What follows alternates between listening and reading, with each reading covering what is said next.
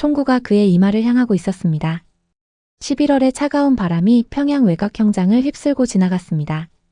쇠 말뚝에 묶인 그는 눈앞에 집행소대원 5명을 바라보았습니다. 그들의 손에 들린 총구는 떨림없이 정확하게 그의 심장과 머리를 겨냥하고 있었습니다. 국가안전보위부 소속 요원이었던 리중혁이 이제는 반역자로 낙인 찍혀 이 자리에 서게 된 것입니다.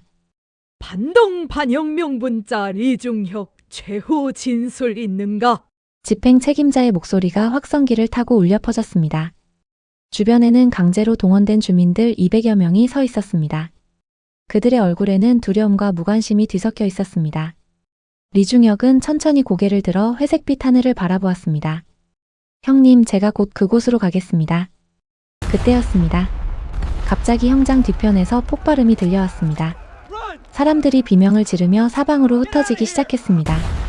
집행소대원들이 당황한 표정으로 뒤를 돌아보았습니다.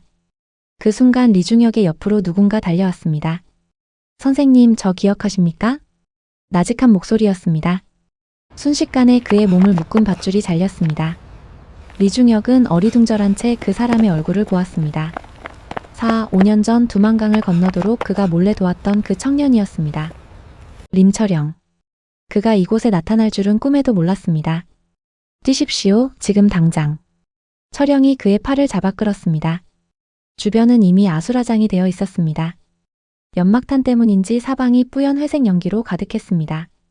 총소리가 여기저기서 터져나왔습니다. 리중혁은 그제야 정신을 차리고 철영을 따라 뛰기 시작했습니다. 그의 심장이 터질 듯 뛰었습니다. 살고 싶다는 본능이 다리를 움직였습니다. 저기다. 잡아라. 뒤에서 보위부원들의 고함 소리가 들렸습니다. 하지만 그들은 이미 형장 경계를 벗어나 산비탈로 달리고 있었습니다. 10년을 바쳐 충성했던 조직이 이제는 그를 죽이려 했고 그가 목숨 걸고 도왔던 사람이 돌아와 그를 구했습니다. 이 모든 게 어떻게 시작된 것일까요? 형의 죽음, 복수의 시작. 모든 것은 리중혁이 16살이던 겨울부터 시작되었습니다. 형 김철수는 그보다 4살 위였습니다. 키가 크고 어깨가 넓은 형은 동네에서 가장 힘이 센 청년이었습니다.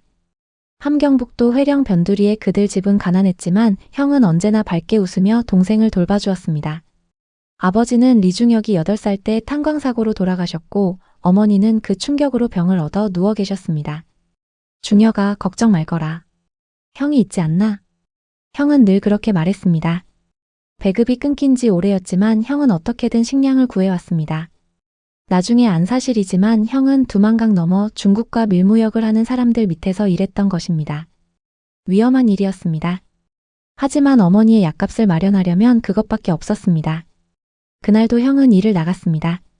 12월 중순 강바람이 뼛속까지 파고드는 추운 밤이었습니다. 오늘은 좀 큰일이 있다. 늦어도 새벽에는 돌아올게. 형이 낡은 패딩 점퍼를 입으며 말했습니다. 리중혁은 불안한 마음에 형의 옷자락을 붙잡았습니다. 형, 위험하지는 않겠지? 야, 이 자식아. 형이 누군데? 걱정 말라니까. 형은 동생의 머리를 쓰다듬고는 어둠 속으로 사라졌습니다. 그것이 형을 본 마지막이었습니다. 다음 날 새벽 집문을 두드리는 소리에 잠에서 깼습니다. 보위부 제복을 입은 남자 둘이 서 있었습니다. 그들의 표정은 차갑고 딱딱했습니다. 김철수 집이 맞습니까? 예, 그런데요. 리중혁의 목소리가 떨렸습니다. 불길한 예감이 온몸을 휘감았습니다. 김철수는 오늘 새벽 두만강 월경을 시도하다 사살되었습니다. 시신은 국경비대 막사에 있으니 수습하시오. 그 말을 듣는 순간 리중혁은 그 자리에 주저앉았습니다. 귀에서 윙 하는 소리만 들렸습니다. 보위부원들은 집안을 뒤지기 시작했습니다. 어머니는 방에서 기침을 하며 일어나려 했지만 몸을 가누지 못하고 쓰러지셨습니다. 국경비대 막사에 갔을 때 형의 시신은 천으로 덮여 있었습니다. 리중혁은 떨리는 손으로 천을 걷어냈습니다. 형의 등과 뒷머리에는 총상이 여러 개 있었습니다. 도망가는 형을 뒤에서 쏜 것이었습니다. 형의 얼굴은 차갑게 굳어 있었지만 눈은 감기지 않은 채 허공을 응시하고 있었습니다. 형. 리중혁은 형의 몸을 흔들며 울었습니다. 하지만 형은 대답이 없었습니다. 그렇게 따뜻했던 형의 몸이 얼음장처럼 차가웠습니다. 됐고, 이제 시신 수습하고 썩 나가. 경비대원이 무심하게 말했습니다. 리중혁은 그의 얼굴을 똑똑히 기억했습니다. 30대 중반으로 보이는 그 남자는 담배를 피우며 웃고 있었습니다. 마치 벌레 한 마리를 밟아 죽인 것처럼 무덤덤한 표정이었습니다. 왜 도망가는 사람을 쏜 겁니까? 리중혁이 떨리는 목소리로 물었습니다. 경비대원은 비웃듯 말했습니다. 월경하는 반역자를 쏘는 게 우리 임무야. 이 새끼가 지금 무슨 소리 하는 거야? 그날 리중혁은 형의 시신을 싣고 집으로 돌아왔습니다. 동네 사람들은 그들 집을 피해 다녔습니다. 탈북 시도자의 가족이라는 낙인이 찍힌 것입니다. 어머니는 형의 시신을 보자마자 기절하셨습니다. 장례를 치르는 동안 리중혁은 한마디도 하지 않았습니다. 형을 묻고 돌아온 날 밤 리중혁은 형의 물건들을 정리하다가 작은 수첩을 발견했습니다. 거기에는 형의 글씨로 이렇게 적혀 있었습니다. 중혁아, 형이 만약 돌아오지 못하면 이 글을 읽게 되겠지. 미안하다. 형은 내가 더 나은 세상에서 살기를 바랐어. 이곳은 사람이 사람답게 살 수 없는 곳이야. 형은 먼저 가서 길을 찾아볼게. 너는 살아남아라. 꼭 살아남아서 자유로운 곳으로 와라. 리중혁은 그 수첩을 가슴에 꼭 안고 밤새 울었습니다. 형은 그를 두고 가려던 게 아니었습니다. 먼저 가서 길을 닫고 동생과 어머니를 데려갈 계획이었던 것입니다. 하지만 그 꿈은 총알 몇 발로 산산이 부서졌습니다. 어머니는 형이 죽은 지 한 달 만에 세상을 떠나셨습니다. 리중혁은 16살에 천외고아가 되었습니다. 추운 겨울 텅 빈 집에 혼자 앉아 그는 생각했습니다. 나는 어떻게 살아야 하는가? 복수. 그 단어가 그의 머릿속을 가득 채웠습니다. 형을 쏜 사람들, 형을 반역자로 낙인 찍은 이 체제 모든 것에 대한 복수. 하지만 그는 약했습니다. 아무런 힘도 없는 고아 소년이었습니다. 그때 한 가지 생각이 떠올랐습니다. 적의 내부로 들어가는 것. 그들이 되어 그들을 무너뜨리는 것. 보위부 요원으로의 변신. 리중혁은 보위부 청년동맹에 지원했습니다. 담당자는 의아한 표정을 지었습니다. 내 형이 월경범 아니냐? 그런 집안 출신이 왜 여기 오는 거야? 바로 그래서입니다. 형은 국가를 배신한 반역자였습니다. 저는 그 수치를 씻고 싶습니다. 제가 누구보다 충성스러운 일꾼이 되어 형의 죄를 갚겠습니다. 리중혁은 연습한 대로 또박또박 말했습니다. 담당자는 그의 눈을 뚫어지게 쳐다보다가 고개를 끄덕였습니다. 좋아. 내 각오가 진짜인지 지켜보마. 그렇게 리중혁은 보위부 체계 안으로 들어갔습니다. 처음 3년은 하급 요원으로 온갖 자비를 했습니다. 감시 대상자들의 동태를 보고하고 밀고를 접수하고 때로는 체포 작전에 투입되기도 했습니다. 그는 누구보다 열심히 일했습니다. 상급자들의 명령에 절대 복종했고 어떤 임무도 거부하지 않았습니다. 그러면서도 마음 한구석에는 늘 형의 얼굴이 있었습니다. 19살이 되던 해 리중혁은 정식 보위부 요원으로 임명되었습니다. 담당 분야는 탈북 관련 사건. 아이러니하게도 형을 죽게 만든 바로 그 분야였습니다. 리중혁 동무 내 형이 월경범이었기에 오히려 이 분야를 더 잘 이해할 것이요. 내 임무는 탈북을 기도하는 자들을 사전에 색출하고 검거하는 것이요. 상급 간부의 말을 들으며 리중혁은 고개를 숙였습니다. 손에 쥔 임명장이 무겁게 느껴졌습니다. 형, 제가 지금 무엇을 하고 있는 걸까요? 하지만 그는 이미 돌아갈 수 없는 강을 건넜습니다. 이제는 앞으로 나아갈 수밖에 없었습니다. 첫 임무와 갈등. 첫 임무는 한 달 만에 주어졌습니다. 회령시에 사는 박성호라는 30대 남자가 탈북을 준비 중이라는 밀고가 들어온 것입니다. 리중혁은 동료 요원 둘과 함께 그의 집을 급습했습니다. 누구요? 문을 박차고 들어가자 박성호가 놀라 벌떡 일어났습니다. 그의 아내와 8살쯤 된 딸아이가 구석에서 떨고 있었습니다. 국가안전보위부다. 박성호, 내가 월경을 준비한다는 정보를 입수했다. 순순히 협조하면 처벌을 줄여주마. 동료 요원이 권총을 꺼내며 말했습니다. 박성호의 얼굴이 새하얗게 질렸습니다. 아니요. 저는 그런 생각 한 적 없습니다. 거짓말 마라. 집을 뒤져라. 그들은 집안을 샅샅이 뒤지기 시작했습니다. 리중혁은 부엌 천장 뒤에서 작은 보따리를 발견했습니다. 안에는 중국돈, 마른 옥수수떡, 손전 등이 들어 있었습니다. 명백한 증거였습니다. 이게 뭐냐? 동료 요원이 박성호의 멱살을 잡았습니다. 박성호의 딸이 울음을 터뜨렸습니다. 아빠. 그 순간 리중혁은 어린 시절 자신의 모습이 떠올랐습니다. 형이 끌려가던 날 자신도 저렇게 울었습니다. 가슴이 찢어지는 것 같았습니다. 동무 이자를 연행합시다. 동료 요원이 리중혁에게 말했습니다. 그는 고개를 끄덕이고 박성호를 끌고 나왔습니다.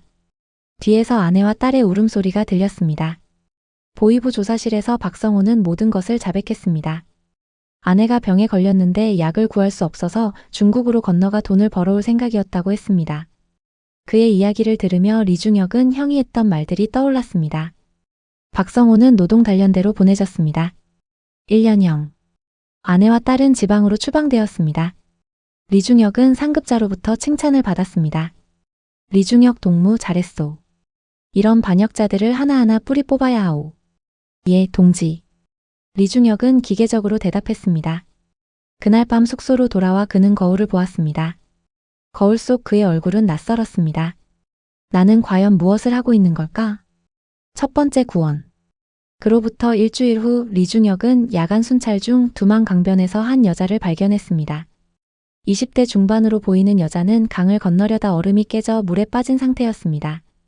리중혁은 주저없이 뛰어들어 그녀를 끌어올렸습니다. 괜찮소? 여자는 온몸이 얼어붙은 채 떨고 있었습니다. 리중혁은 자신의 외투를 벗어 그녀를 감싸주었습니다. 그녀의 눈을 보는 순간 리중혁은 알 수 있었습니다. 그 눈빛은 형이 마지막으로 자신에게 보냈던 것과 같았습니다. 절박함과 희망이 뒤섞인 눈빛. 제발, 제발 살려주십시오. 여자가 떨리는 목소리로 말했습니다. 리중혁은 무전기를 꺼내려다 멈칫했습니다. 이 여자를 신고하면 어떻게 될까? 박성호처럼 끌려가 고문당하고 수용소로 보내지겠죠. 당신 아이가 있소? 리중혁이 물었습니다. 여자는 고개를 끄덕였습니다. 5살 딸이 할머니 집에 있습니다. 중국에 있는 언니가 병원비를 보내준다고. 그래서 또 병원비, 또 아이.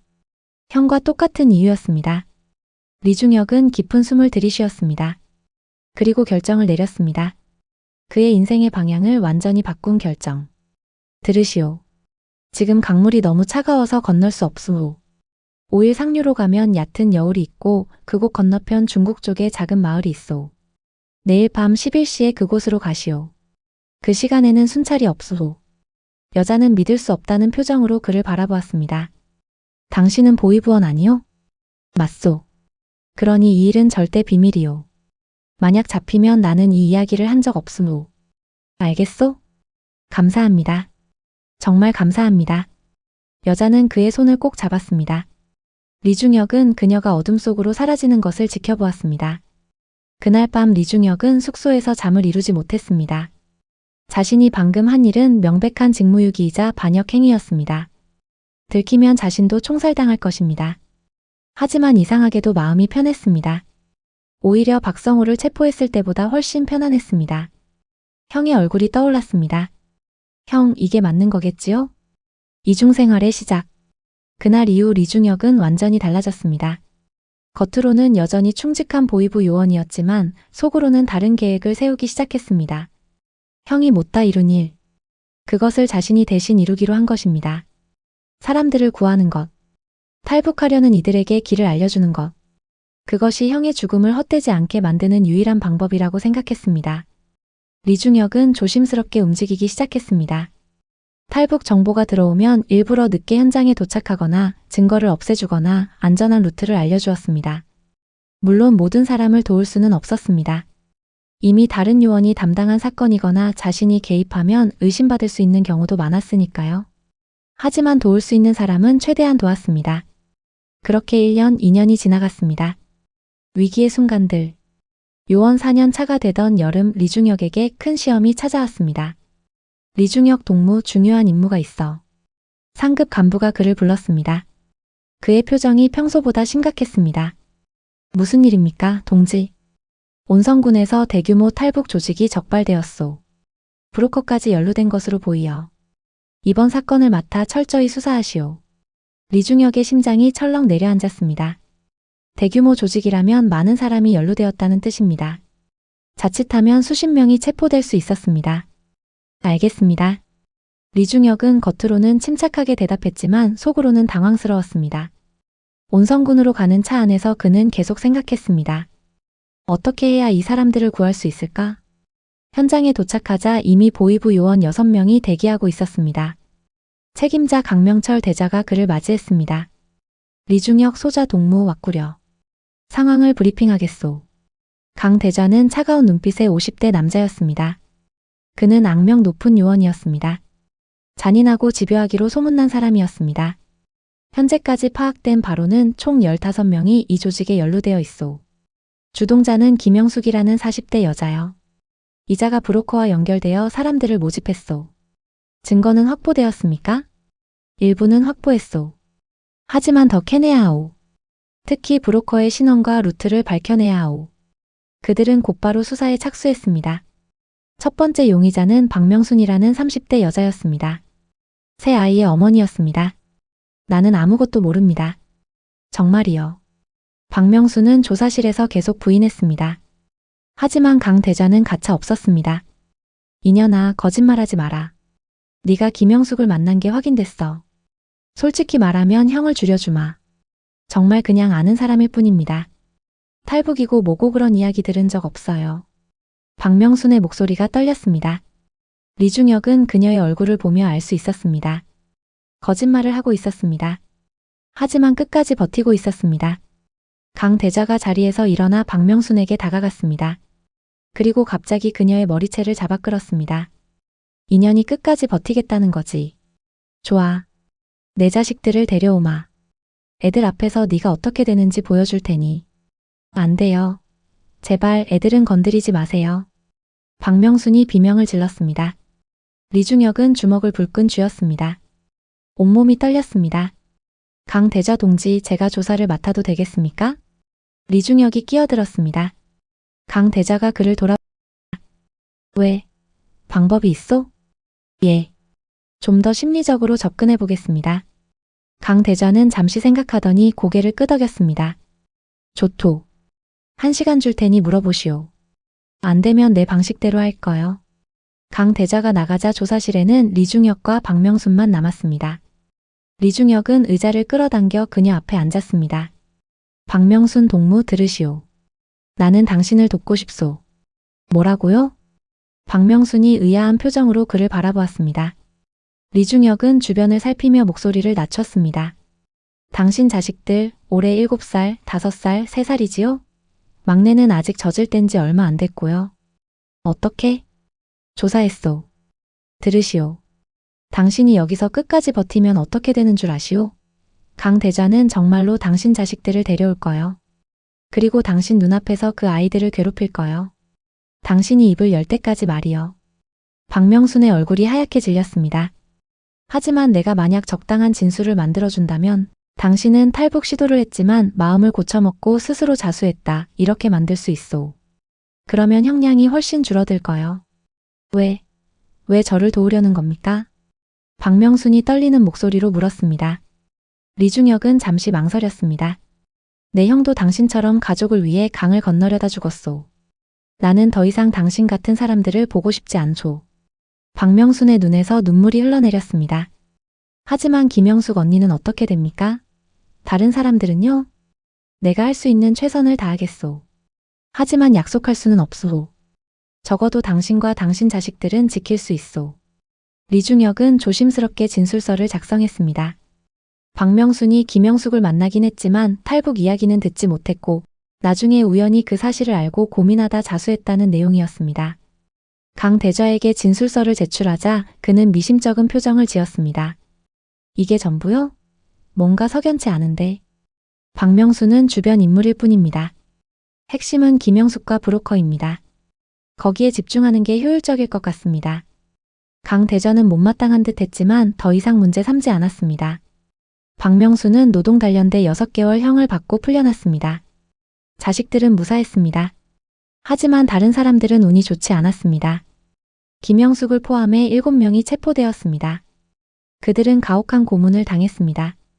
리중혁은 조사실 밖에서 그들의 비명을 들어야 했습니다. 제발 그만.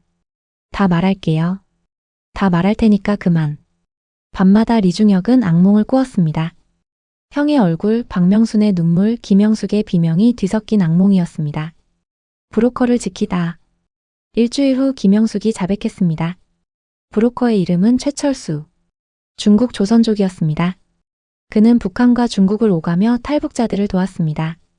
김영숙은 그의 연락처와 만나는 장소까지 모두 불었습니다. 리중혁 소자, 이번에는 자네가 직접 브로커를 잡아보시오. 강 대자가 말했습니다. 리중혁은 속으로 당황했습니다. 브로커를 잡으면 수많은 사람들의 탈출로가 막힐 것입니다. 알겠습니다. 리중혁은 작전을 계획했습니다. 김영숙의 휴대폰으로 최철수에게 연락을 취하기로 했습니다. 다음 만남을 잡고 그 자리에서 체포하는 것이었습니다. 하지만 리중혁은 다른 계획을 세웠습니다. 최철수에게 경고를 보낼 방법을 찾아야 했습니다. 작전 이틀 전 리중혁은 몰래 국경 지역으로 갔습니다. 그곳에는 그가 전에 도왔던 사람의 친척이 살고 있었습니다. 리경이라는 50대 여자였습니다. 동무 웬일이시오? 리경이는 리중혁을 보자 긴장한 표정을 지었습니다. 당연했습니다. 보이부원이 찾아온 것이니까요. 리경이 동무 조용히 이야기 좀 합시다. 그들은 집 뒤편 헛간으로 갔습니다. 리중혁은 주변을 살핀 후 말했습니다. 중국에 연락할 방법이 있어? 예. 무슨? 솔직히 말하시오. 당신 조카 림철영이 3년 전 탈북했지요. 내가 도왔소. 리경이의 눈이 커졌습니다. 당신이 그때 그 사람 맞소. 시간이 없으므 철영이에게 연락할 수 있어? 한 달에 한 번 정도 중국 브로커를 통해 소식을 주고받습니다. 조토. 최철수라는 브로커를 아시오? 리경이가 고개를 끄덕였습니다. 압니다. 철영이를 도와준 사람이 바로 최철수입니다. 그 사람에게 당장 연락하시오. 이틀 후 온성군 남산마을 담배가게에서의 만남은 함정이라고 절대 나타나지 말라고 전하시오. 하지만 이건 부탁이요. 많은 사람의 목숨이 달린 일이요. 리경이는 떨리는 손으로 고개를 끄덕였습니다. 리중혁은 그녀에게 당부했습니다. 이 일은 절대 비밀이요. 누구에게도 말하면 안 돼요. 당신과 나 그리고 당신 조카 모두 위험해질 거요. 알겠습니다. 고맙습니다. 리중혁은 서둘러 그곳을 떠났습니다. 이제 최철수가 경고를 받기만을 바랄 뿐이었습니다. 작전 당일 리중혁과 동료들은 남산마을 담배가게 주변에 매복했습니다. 강 대자를 포함해 모두 10명이었습니다. 약속 시간은 오후 6시였습니다. 김 소자, 네가 김영숙 역할을 하시오. 최철수가 나타나면 신호하시오. 알겠습니다. 리중혁은 담배가게 안으로 들어갔습니다. 시계를 보니 오후 5시 50분이었습니다. 그의 심장이 빠르게 뛰었습니다. 최철수가 정말 안 올까? 만약 온다면 어떻게 해야 할까? 6시가 되었습니다. 아무도 나타나지 않았습니다. 6시 10분, 20분, 30분. 여전히 아무도 없었습니다. 김 소자, 어떻게 된 거요? 무전기로 강 대좌의 짜증 섞인 목소리가 들려왔습니다. 조금만 더 기다려봅시다. 1시간이 지났습니다. 최철수는 나타나지 않았습니다. 리중혁은 안도의 한숨을 쉬었습니다. 제길 정보가 샜나? 철수한다. 강 대자가 욕을 하며 작전을 중단했습니다. 리중혁은 담배가게를 나오며 하늘을 올려다보았습니다. 석양이 붉게 물들고 있었습니다. 최철수, 부디 무사하시오. 의심의 시작. 평양으로 돌아온 후 강 대자는 몹시 화가 나 있었습니다. 김영숙, 그 여자가 거짓 정보를 준 게 분명해. 다시 조사해야겠어. 하지만 김영숙은 이미 모든 걸 자백했습니다. 그럼 누가 정보를 흘린 거야? 작전에 참여한 사람은 우리밖에 없었는데. 강 대좌의 날카로운 눈빛이 리중혁을 스쳤습니다. 리중혁은 태연하게 대답했습니다. 혹시 최철수가 눈치챈 게 아닐까요? 그쪽도 워낙 조심스럽게 움직이는 사람들이니까요. 그럴 수도 있지. 다행히 강 대자는 더 이상 의심하지 않았습니다. 사건은 미제로 남았고 김영숙을 포함한 7명은 정치범 수용소로 보내졌습니다. 리중혁은 그들을 구하지 못했습니다. 그 죄책감은 지금도 그의 마음속에 남아 있습니다. 하지만 적어도 브로커는 지켰습니다. 그리고 그를 통해 앞으로 구해질 수많은 사람들을 생각하면 자신의 선택이 옳았다고 믿고 싶었습니다. 그 사건 이후 리중혁은 더욱 조심스럽게 움직였습니다. 6년 차가 되었을 때 그는 이미 30여 명의 탈북자를 도왔습니다. 직접적으로 도운 사람도 있고 간접적으로 정보를 흘려 도운 사람도 있었습니다. 리중혁은 나름의 시스템을 만들었습니다. 신뢰할 수 있는 몇몇 사람들을 통해 탈북 희망자들과 연결되었습니다. 그들에게 안전한 루트, 피해야 할 시간과 장소, 믿을 만한 브로커의 정보를 제공했습니다. 물론 위험천만한 일이었습니다. 언제 들킬지 모르는 상황에서 리중혁은 매일 외주를 타는 기분이었습니다. 정민철 가족. 어느 가을밤 리중혁은 한 가족을 도왔습니다. 정민철과 그의 아내 한숙희 그리고 10살 아들 정욱이었습니다. 선생님 정말 감사합니다. 이 은혜를 평생 잊지 않겠습니다. 정민철이 리중혁의 손을 꼭 잡으며 말했습니다. 리중혁은 고개를 저었습니다. 은혜라니요. 그냥 사람으로서 당연한 일을 했을 뿐이요. 아니요. 선생님은 저희에게 생명의 은인이십니다. 만약 우리가 무사히 도착하면 선생님을 위해 기도하겠습니다. 기도는 됐고 그저 무사히 건너가시오. 오늘 밤 11시 회령 북쪽 철교 밑에서 최철수를 만나게 될 거요. 그 사람을 믿으시오. 알겠습니다. 정민철 가족은 어둠 속으로 사라졌습니다. 리중혁은 그들이 무사하기를 마음속으로 빌었습니다. 그런데 이틀 후 충격적인 소식이 들려왔습니다. 정민철 가족이 국경비대에 체포되었다는 것이었습니다. 리중혁은 믿을 수 없었습니다. 분명 안전한 루트를 알려줬는데. 김 소자, 이번 사건 어떻게 생각하시오? 동료 요원 박성국이 물었습니다. 그는 리중혁과 같은 부서에서 5년째 일하는 사람이었습니다. 글쎄요. 운이 없었던 것 아니겠습니까? 이상한 일이요. 요즘 탈북 시도 건수가 눈에 띄게 줄었다가 가끔 이렇게 들키는 사람들이 나타나요. 마치 누군가 정보를 흘리는 것 같기도 하고. 박성국의 말에 리중혁의 등에서 식은땀이 흘렀습니다. 무슨 말씀이십니까? 아, 그냥 하는 소리요. 신경 쓰지 마시오. 하지만 리중혁은 불안했습니다. 혹시 자신의 행동이 의심받고 있는 건 아닐까? 그날 밤 리중혁은 정민철을 만나러 구치소에 갔습니다. 그는 얼굴이 멍투성이었습니다. 정민철 동무 어떻게 된 일이요? 리중혁은 조사하는 척하며 물었습니다. 정민철은 리중혁을 보자 분노에 찬 눈빛을 보냈습니다. 당신이 우리를 팔아넘긴 거요? 무슨 소리요? 우리가 가르쳐준 대로 갔는데 거기에 경비대가 매복하고 있었소. 당신 아니면 누가 알겠소? 리중혁은 충격을 받았습니다. 자신이 알려준 정보가 센 걸까요? 아니요. 나를 믿으시오. 내가 당신들을 팔았다면 진작에 체포했을 거 아니오. 그럼 누가 정보를 흘린 거요? 모르겠소. 하지만 나는 아니요. 정민철은 리중혁을 의심스럽게 쳐다보다가 고개를 떨어뜨렸습니다. 리중혁은 그를 남겨두고 구치소를 나왔습니다. 밖에서 그를 기다리고 있던 사람이 있었습니다. 박성국이었습니다. 김 소자 수고했소. 박 소자는 왜 여기에? 그냥 바람 좀 쐬러 나왔소. 같이 걸을까요? 그들은 나란히 걷기 시작했습니다. 박성국이 담배를 피우며 말했습니다. 김 소자, 우리 몇 년 같이 일했지요? 5년 됐습니다. 그동안 자네를 지켜봤소. 유능하고 성실한 요원이지. 상급자들도 자네를 높이 평가하고 있어. 감사합니다. 근데 말이요. 박성국이 걸음을 멈췄습니다. 그는 리중혁을 똑바로 바라보았습니다. 자네 뭔가 숨기는 게 있지 않소? 리중혁의 심장이 멎는 것 같았습니다. 무슨 말씀이십니까? 요즘 이상한 패턴이 보이어. 탈북 시도가 성공하는 경우가 늘어났소. 그것도 자네가 담당하는 지역에서 말이여. 우연일 겁니다. 우연치고는 너무 많아. 그리고 자네가 조사한 사건들을 보면 유독 형량이 가벼운 경우가 많더군. 박성국의 눈빛이 날카로워졌습니다. 리중혁은 최대한 침착하게 대답했습니다. 제 조사 방식이 심리적 접근을 중시하기 때문입니다. 강압적인 방법보다 효율적이라고 생각합니다. 그럴 수도 있지. 하지만 조심하시오, 김 소자. 윗선에서 자네를 눈여겨보고 있어. 박성국은 그 말을 남기고 떠났습니다. 리중혁은 그 자리에 멍하니 서 있었습니다. 들킬 위기였습니다. 체포와 처형 선고. 집으로 돌아온 리중혁은 모든 증거물을 없애기 시작했습니다. 몰래 적어둔 메모들, 지도, 연락처 등을 모두 태워버렸습니다. 만약 조사를 받게 되면 아무 증거도 남기지 말아야 했습니다. 하지만 이미 늦었습니다. 일주일 후 리중혁이 도왔던 사람 중 한 명이 체포되었습니다.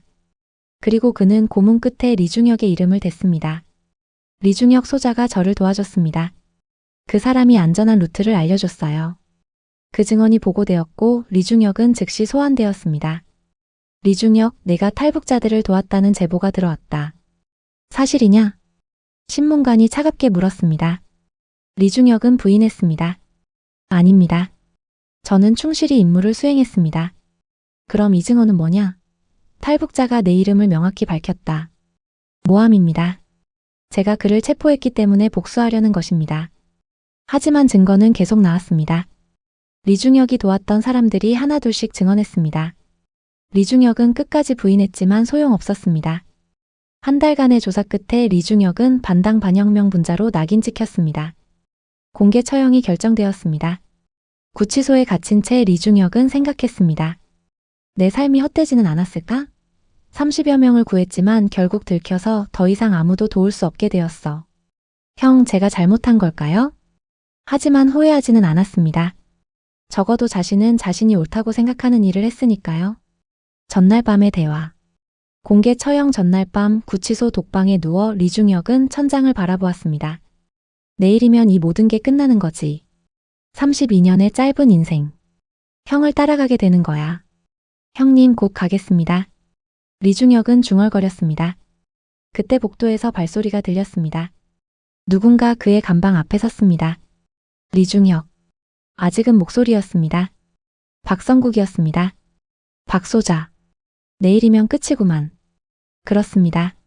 박성국이 한숨을 쉬었습니다. 솔직히 말하지.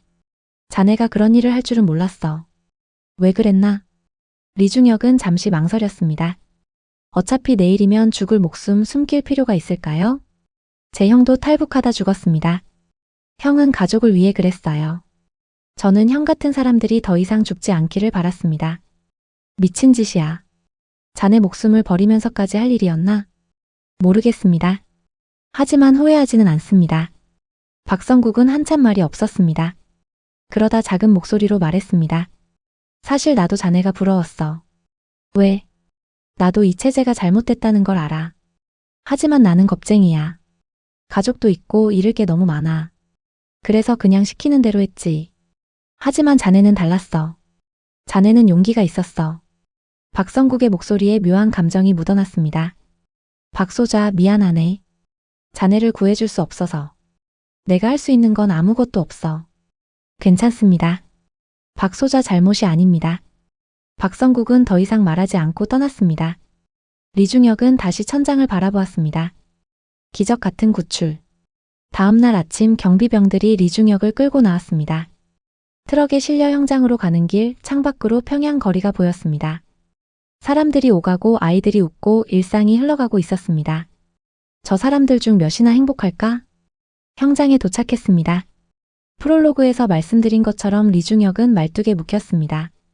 집행 소대원들이 총을 겨눴습니다. 그때 뒤편에서 폭발음이 들렸습니다. 그리고 림철영이 나타났습니다. 선생님, 저 기억하십니까?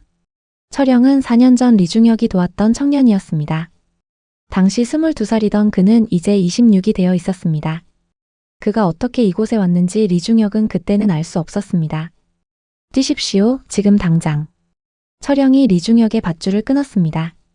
리중혁은 본능적으로 그를 따라 뛰기 시작했습니다. 뒤에서 총소리가 울렸습니다. 탕, 탕탕. 총알이 리중혁의 옆을 스쳐 지나갔습니다. 저쪽이요. 철영 외에 두 사람이 더 있었습니다. 그들은 자동소총으로 추격자들을 견제하며 리중혁을 엄호했습니다. 그들은 형장 뒤편 산으로 달렸습니다. 거기서 쏜다. 보위부원들의 고함이 들렸지만 이미 그들은 나무 사이로 사라진 뒤였습니다. 철영은 정확한 루트를 알고 있는 것처럼 길을 헤쳐나갔습니다. 10분쯤 달렸을까요? 그들은 산비탈에 숨겨둔 차를 발견했습니다. 낡은 트럭이었습니다. 빨리 타십시오. 리중혁은 트럭 증칸에 올라탔습니다. 철영과 그의 동료들도 뛰어올랐습니다. 운전석에는 이미 누군가 대기하고 있었습니다. 트럭은 요란한 엔진 소리를 내며 출발했습니다. 이게 대체 어떻게 된 일이요? 리중혁은 숨을 헐떡이며 물었습니다. 철영이 물통을 건네며 말했습니다. 물 먼저 드십시오. 설명은 안전한 곳에 가서 하겠습니다. 트럭은 산길을 따라 달렸습니다. 멀리서 사이렌 소리가 들렸습니다. 추격이 시작된 것입니다. 하지만 운전사는 능숙하게 좁은 산길을 빠져나갔습니다. 1시간쯤 달렸을까요? 트럭은 외딴 농가 앞에 멈춰섰습니다. 여기서 차를 바꿉니다. 철영이 말했습니다. 농가 뒤편에는 다른 차량이 준비되어 있었습니다. 그들은 재빨리 차를 갈아탔습니다. 선생님, 이 옷으로 갈아입으십시오. 철영이 농민 작업복을 건넸습니다. 리중혁은 보이부 제복을 벗고 작업복으로 갈아입었습니다. 이제 그는 평범한 농민처럼 보였습니다. 새 차는 더 작고 빨랐습니다. 그들은 다시 출발했습니다. 이번에는 국도를 따라 북쪽으로 향했습니다. 철영, 도대체 어떻게 된 거요? 어떻게 내가 처형당할 걸 알았어? 리중혁이 물었습니다. 철영은 진지한 표정으로 대답했습니다. 선생님을 도왔던 사람들이 한국에 있습니다. 그들이 힘을 모았어요. 선생님 소식을 계속 추적하고 있었죠. 선생님이 체포되었다는 소식이 들렸을 때 모두 충격을 받았습니다. 그래서 구출 작전을 계획했어요. 쉽지 않았겠소. 예. 쉽지 않았습니다. 중국에 있는 브로커 네트워크를 총동원했어요. 형장 경비병 중 한 명을 매수했고 탈출 루트를 확보했습니다. 돈이 엄청나게 들었죠. 미안하오. 나 때문에. 무슨 말씀을 하십니까? 철영이 리중혁의 말을 끊었습니다. 그의 눈에 눈물이 고였습니다. 선생님은 저희 생명의 은인이십니다. 선생님이 아니었다면 저는 진작에 죽었을 겁니다. 한국에서 새 삶을 살 수도 없었겠죠. 하지만 이렇게 위험한 일을, 선생님도 위험을 무릅쓰고 저희를 도우셨지 않습니까? 이제 저희가 보답할 차례입니다. 철영의 말에 리중혁은 할 말을 잃었습니다. 가슴이 뜨거워졌습니다. 두만강을 건너다. 차는 계속 북쪽으로 달렸습니다. 회령을 지나 온성군으로 향했습니다. 해가 저물어가고 있었습니다. 여기서부터가 가장 위험합니다. 철영이 말했습니다. 운전사가 차를 세웠습니다. 그들은 차에서 내렸습니다. 여기서부터는 걸어가야 합니다. 국경까지 10리 정도 남았어요. 어둠이 내렸습니다. 그들은 손전등도 켜지 않고 산길을 걸었습니다. 철영이 앞장섰고 리중혁은 그를 따랐습니다. 다른 두 사람은 뒤를 경계했습니다. 1시간쯤 걸었을까요? 멀리 두만강이 보이기 시작했습니다. 리중혁은 그 강을 보자 형이 떠올랐습니다. 형도 저 강을 건너려다 죽었습니다. 조심하십시오. 이제부터 경비가 삼엄합니다. 철영이 속삭였습니다. 그들은 몸을 낮추고 천천히 움직였습니다. 멀리 경비 초소에 불빛이 보였습니다. 저 초소를 피해가야 합니다. 철영의 안내에 따라 그들은 우회로를 택했습니다. 지나가고 가시던 불을 헤쳐야 했습니다. 옷이 찢어지고 손발이 상처투성이가 되었습니다. 1시간이 더 지나자 강변에 도착했습니다. 차가운 강바람이 얼굴을 때렸습니다. 여기서 강을 건넙니다. 수심이 얕은 곳을 찾았어요. 철영이 강으로 들어갔습니다. 물은 허리까지 차올랐습니다. 리중혁도 뒤를 따랐습니다. 물이 얼음장처럼 차가웠습니다. 11월의 강물은 뼛속까지 파고들었습니다. 꽉 잡으십시오. 철영이 리중혁의 팔을 잡았습니다. 그들은 천천히 강을 건넜습니다. 물살이 거세서 몇 번이나 미끄러질 뻔했습니다. 거기서 누구냐? 갑자기 뒤에서 고함 소리가 들렸습니다. 경비병이 그들을 발견한 것입니다. 손전등 불빛이 그들을 향했습니다. 뛰십시오. 철영이 소리쳤습니다. 그들은 물을 헤치며 미친 듯이 달렸습니다. 탕, 탕. 총소리가 울렸습니다. 총알이 물을 튀기며 날아왔습니다. 으악. 뒤에 있던 동료 한 명이 비명을 질렀습니다. 총에 맞은 것입니다. 하지만 그들은 멈출 수 없었습니다. 거의 다 왔어요. 조금만 더. 철영이 외쳤습니다. 리중혁은 마지막 힘을 다해 물을 헤쳤습니다. 드디어 건너편 땅이 발에 닿았습니다. 중국이었습니다. 그들은 강변에 쓰러졌습니다. 숨이 턱까지 찼습니다. 북한 쪽에서는 여전히 총소리가 들렸지만 강을 건넌 그들에게는 닿지 않았습니다. 윤철이는? 철영이 뒤를 돌아보며 물었습니다. 총에 맞았던 동료는 보이지 않았습니다. 아마 강에 빠졌거나. 그들은 침묵했습니다. 가야 합니다. 여기 있으면 위험해요. 남은 동료가 말했습니다. 그들은 비틀거리며 일어났습니다. 근처에 차량이 대기하고 있었습니다. 차에 오르자 운전사가 담요를 건넸습니다. 리중혁은 젖은 몸을 담요로 감쌌습니다. 온몸이 덜덜 떨렸습니다. 선생님 괜찮으십니까? 철영이 걱정스럽게 물었습니다. 리중혁은 고개를 끄덕였습니다. 괜찮죠. 근데 윤철이는 그 친구도 선생님이 도왔던 사람입니다. 자원해서 이 작전에 참여했어요. 각오는 하고 왔을 겁니다. 철영의 목소리가 떨렸습니다. 리중혁은 가슴이 아팠습니다. 자신을 구하려다 한 사람이 목숨을 잃었습니다. 중국을 거쳐 차는 중국 땅을 달렸습니다. 1시간쯤 달렸을까요? 작은 마을의 한 집 앞에 차가 멈췄습니다. 여기서 옷을 갈아입고 쉬었다가 가겠습니다. 집 안에는 조선족 아주머니가 기다리고 있었습니다. 50대 정도로 보이는 그녀는 리중혁을 보자 반갑게 맞이했습니다. 어서 오시오. 일단 씻고 마른 옷으로 갈아입으시오. 따뜻한 물로 씻고 깨끗한 옷으로 갈아입으니 비로소 살 것 같았습니다. 아주머니가 뜨거운 국밥을 내왔습니다. 많이 드시오. 기운 차려야지요. 리중혁은 허겁지겁 밥을 먹었습니다. 언제 먹었는지 기억도 나지 않았습니다. 구치소에서는 하루에 한 번 옥수수죽만 줬거든요. 밥을 먹고 나니 정신이 좀 들었습니다. 철영이 옆에 앉았습니다. 선생님, 이제 좀 여쭤봐도 되겠습니까? 뭐든 물으시오. 선생님은 왜 그런 일을 하셨습니까? 보위부 요원이면서 탈북자들을 도운다는 게 목숨을 건 일 아닙니까? 리중혁은 잠시 생각했습니다. 그리고 형 이야기를 들려주었습니다. 형이 어떻게 죽었는지, 자신이 어떻게 보위부에 들어갔는지, 그리고 왜 사람들을 돕기 시작했는지. 철영은 조용히 리중혁의 이야기를 들었습니다. 그의 눈에 눈물이 맺혔습니다. 선생님 정말 대단하십니다. 저였다면 그런 용기를 내지 못했을 겁니다. 용기라니? 그냥 해야 할 일을 했을 뿐이요. 아닙니다. 선생님은 진짜 영웅이십니다. 리중혁은 고개를 저었습니다. 나는 영웅이 아니오. 그저 형의 죽음을 헛되게 하고 싶지 않았던 겁니다. 다음 날 아침 그들은 다시 출발했습니다. 중국을 가로질러 남쪽으로 향했습니다. 며칠간 여러 곳을 거치며 이동했습니다. 일주일 후 그들은 중국 남부의 한 도시에 도착했습니다. 거기서 한국 대사관 직원을 만났습니다. 리중혁 씨 맞으십니까? 예, 맞습니다. 신분 확인이 끝나면 한국으로 보내드리겠습니다. 며칠만 기다려 주십시오. 리중혁은 꿈을 꾸는 것 같았습니다. 정말로 자신이 한국에 갈 수 있는 걸까요? 자유의 땅으로. 열흘 후 리중혁은 비행기에 올랐습니다. 평생 비행기를 타본 적이 없었습니다. 이륙할 때 귀가 먹먹해지는 느낌이 신기했습니다. 창밖을 내다보니 구름 위로 날고 있었습니다. 하늘이 이렇게 넓은 줄 몰랐습니다. 리중혁은 형을 생각했습니다. 형님, 제가 드디어 자유를 찾았습니다. 형님이 꿈꿨던 그곳으로 가고 있어요. 몇 시간 후 비행기는 인천공항에 착륙했습니다. 비행기 문이 열리는 순간 리중혁은 새로운 세상의 공기를 마셨습니다. 똑같은 공기였지만 왠지 다르게 느껴졌습니다.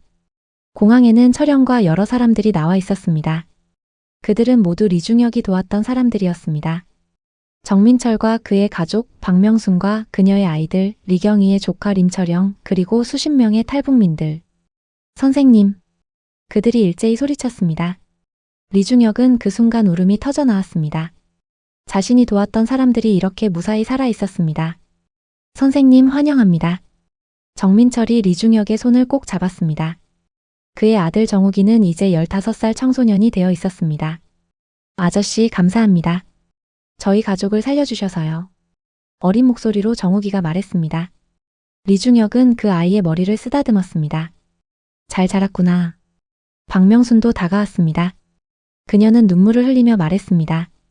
선생님, 제 아이들이 이렇게 건강하게 자랄 수 있었던 건 다 선생님 덕분입니다. 평생 은혜 잊지 않겠습니다. 괜찮죠. 모두 잘 살고 있어서 다행이요. 리중혁은 그들 한 명 한 명과 인사를 나눴습니다. 그들은 모두 그에게 감사를 표했습니다. 하지만 리중혁은 오히려 죄송한 마음이 들었습니다. 자신이 더 많은 사람을 구하지 못한 것을. 새로운 살. 공항을 나와 서울로 향했습니다. 차창 밖으로 펼쳐진 풍경에 리중혁은 압도되었습니다. 높은 빌딩들, 넓은 도로, 수많은 자동차들. 북한과는 완전히 다른 세상이었습니다. 선생님 놀라셨죠? 처음에는 저도 적응이 안 됐어요. 하지만 곧 익숙해지실 겁니다. 철영이 웃으며 말했습니다. 리중혁은 고개를 끄덕였습니다. 하지만 마음 한구석은 여전히 북에 있는 사람들을 생각하고 있었습니다. 한국에 온 지 6개월이 지났습니다. 리중혁은 하나원에서 적응 교육을 받았습니다. 자본주의 사회, 민주주의, 한국의 문화와 법률. 배울 것이 산더미 같았습니다. 교육을 마치고 서울에 정착했습니다. 정부에서 지원하는 아파트에서 새로운 삶을 시작했습니다. 모든 게 낯설었습니다. 은행 계좌를 만드는 것, 휴대전화를 사용하는 것, 마트에서 장을 보는 것. 하나하나가 새로운 경험이었습니다. 가장 놀라웠던 건 자유였습니다. 아무도 그의 행동을 감시하지 않았습니다. 보고 싶은 걸 보고, 먹고 싶은 걸 먹고, 가고 싶은 곳에 갈 수 있었습니다. 처음에는 이 자유가 어색했습니다. 평생 감시당하며 살았기에 자유가 오히려 불안했습니다. 하지만 점차 적응해 갔습니다. 한국어 공부를 하고 컴퓨터를 배우고 운전면허도 땄습니다. 철영과 다른 탈북민들이 많이 도와주었습니다. NGO 활동. 선생님, 이제 좀 익숙해지셨어요? 철영이 리중혁의 집에 놀러와서 물었습니다. 리중혁은 커피를 내오며 대답했습니다. 많이 좋아졌소. 하지만 아직도 가끔 꿈을 꾸오. 무슨 꿈이요? 북에 있을 때 꿈이요. 보이부 요원으로 일하던 때 말이요. 그때 내가 구하지 못한 사람들이 나타나서 왜 저만 도와주지 않았냐고 물어요. 철영의 얼굴이 어두워졌습니다. 선생님, 자책 갖지 마십시오. 선생님은 할 수 있는 최선을 다하셨어요. 30여 명의 목숨을 구하셨지 않습니까? 하지만 더 많은 사람들이 여전히 거기 있소. 구해지기를 기다리며. 리중혁은 창밖을 바라보았습니다. 서울의 야경이 아름답게 펼쳐져 있었습니다. 하지만 그의 마음은 편치 않았습니다. 선생님, 제가 한 가지 제안을 해도 될까요? 철영이 조심스럽게 말했습니다. 무엇이요? 저희가 NGO를 만들려고 합니다. 탈북민들의 정착을 돕는 단체요. 선생님도 함께 하시겠습니까? 리중혁은 철영을 바라보았습니다. 그의 눈빛은 진지했습니다. 내가 무슨 도움이 되겠소? 선생님은 북한의 보이부 시스템을 누구보다 잘 아십니다. 그 경험이 큰 도움이 될 겁니다. 그리고 무엇보다 선생님은 진심으로 사람들을 돕고 싶어 하시잖아요. 리중혁은 잠시 생각했습니다. NGO 활동. 그것은 자신이 북에서 했던 일을 이곳에서도 계속할 수 있다는 의미였습니다. 좋토. 함께 하겠소. 그렇게 리중혁은 프리코리아라는 NGO에 합류했습니다. 탈북민 정착 지원, 북한 인권 개선 활동, 탈북 희망자들에게 정보 제공 등의 일을 했습니다. 처음에는 어려웠습니다. 한국 사회의 시스템도 잘 몰랐고 사람들과 소통하는 것도 쉽지 않았습니다. 하지만 점차 일에 익숙해졌습니다. 특히 새로운 탈북민들을 상담하는 일을 주로 맡았습니다. 그들은 북에서의 트라우마로 힘들어했습니다. 리중혁은 그들의 이야기를 들어주고 위로해주고 적응을 도왔습니다. 선생님, 제가 여기서 살아갈 수 있을까요? 25살 여자 탈북민 최순희가 울며 물었습니다. 그녀는 6개월 전 탈북했지만 한국 생활에 적응하지 못하고 있었습니다. 물론이요. 시간이 걸릴 뿐이요. 하지만 너무 힘들어요. 말투도 다르고 문화도 다르고 사람들은 저를 이상하게 봐요. 나도 처음에는 그랬소. 하지만 조금씩 나아질 거요. 당신은 혼자가 아니요. 우리가 있소. 리중혁은 순이의 손을 잡았습니다. 그녀는 고개를 끄덕이며 눈물을 닦았습니다. 이런 일들을 하면서 리중혁은 조금씩 마음의 평화를 찾아갔습니다. 비록 북에서 모든 사람을 구하지는 못했지만 이곳에서 새로운 방식으로 사람들을 도울 수 있었습니다. 증언과 화해. 1년이 지났을 때 NGO에서 큰 행사를 열었습니다. 탈북민들의 모임이었습니다. 200여 명이 모였습니다. 여러분, 오늘 특별한 손님을 소개하겠습니다. 철영이 무대에 올라 말했습니다. 이분은 북에서 보이부 요원으로 일하면서도 목숨을 걸고 탈북자들을 도운 분입니다. 저를 포함해 이 자리에 계신 많은 분들이 이분 덕분에 살아 있습니다. 리중혁 선생님, 나와주시겠습니까? 박수 소리가 울려 퍼졌습니다. 리중혁은 떨리는 다리로 무대에 올랐습니다. 200명의 시선이 그를 향했습니다. 안녕하십니까? 저는 리중혁입니다. 리중혁의 목소리가 떨렸습니다. 그는 깊은 숨을 들이쉬고 말을 이었습니다. 여러분, 저는 영웅이 아닙니다. 오히려 죄인에 가깝습니다. 보이부 요원으로 일하면서 많은 사람들을 체포했습니다. 제 손에 피가 묻어 있습니다. 사람들이 술렁였습니다. 리중혁은 계속했습니다. 하지만 제 형이 탈북하다 죽은 후 저는 깨달았습니다.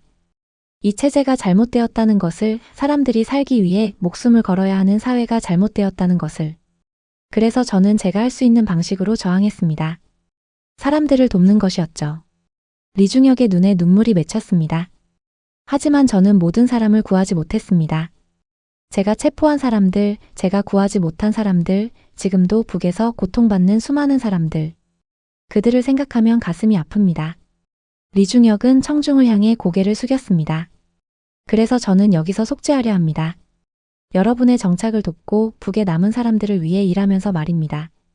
이것이 제 형의 죽음을, 그리고 제가 구하지 못한 사람들의 희생을 헛되지 않게 만드는 길이라고 믿습니다.